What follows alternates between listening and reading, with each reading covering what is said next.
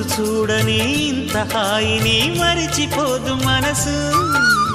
ఒదిగి ఉండి నీ వాకిటిలో బదులు కోరి నే నిలుచున్నా. దారి తెలియని చీకటిలో వెలుగు చూసి కాదంటానా. ఊరించి ఇది ఏ మాసం? ప్రేమించే ప్రతి గుండెను అందెల సందడి చేసే హేమంతం ఇది. మన సొంతం అయినది. కిలకిల నవ్వే కోయిల కోసం వచ్చింది మధుమాసం.